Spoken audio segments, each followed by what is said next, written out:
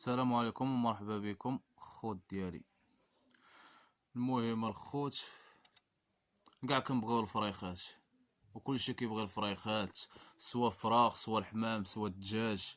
المهم كاينه واحد ولكن كيدوزو تما شي امراض وخاصنا العلاج ديالهم. واحد الصديق مسكين، انا هاد النتيوه هادي كنشدها جدري، وفين شدها مسكينه ماشي في رجليها. رجليها ها نتوما كما كتشوفوا، رجليها ما فيها والو.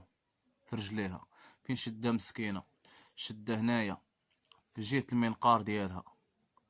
جهه المنقار ديالها هنايا كانت مسكين، كنت دايره في مسرح، هبطت درتها في قفز بغيت نبدا العلاج ديالها. واحد الصديق مسكين عطاني العلاج ديال هاد المرض، والحمد لله انا بغيت نشارك معكم هاد الفيديو وهاد التجربه. هذاك الشيء صدقه جاريه، واللي شاف يدير الاشتراك مع الاصدقاء ديالو باش تعم الفائده وما نخسروش الطيور ديالنا. هاد النتيوه كانت مبيضه عندي جوج بيضات مسكينه، مي هذوك البيض مع كان فيها هنايا الجدري كتحك بزاف، وكانت جرحات جرحات جرحات، وانا ما عرفتها تا الاخر عاد باش عرفتها بانها راه في هذا الجدري.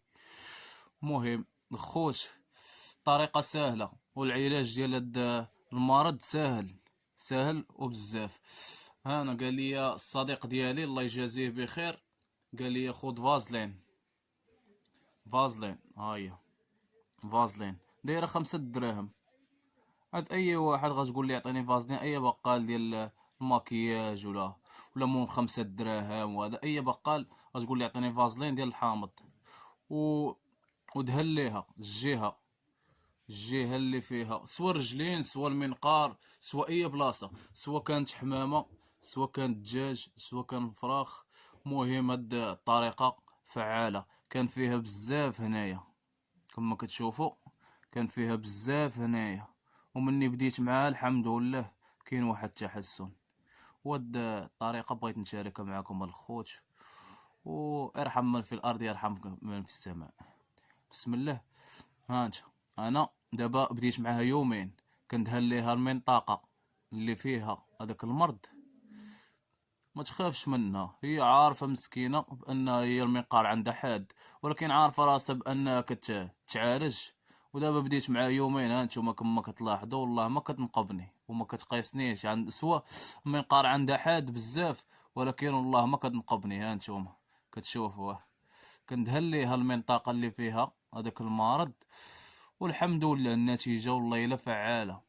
وأنا الخوت بغيت نقسم معاكم هاد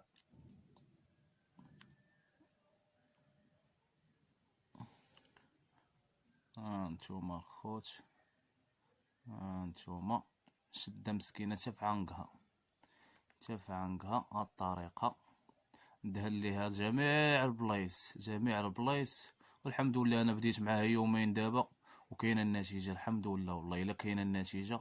وبغيت نوصل لكم الخوت هاد الفكره، سواء كانت دجاج سواء كان حمام سواء كان اي حاجه كيشدوا هاد المرض، هاد المرض ديال الطيور راه باين.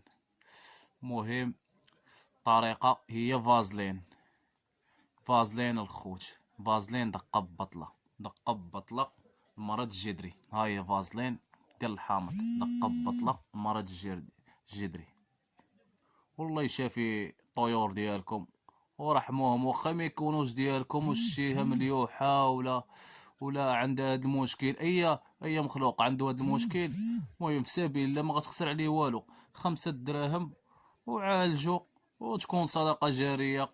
والله يثبتنا.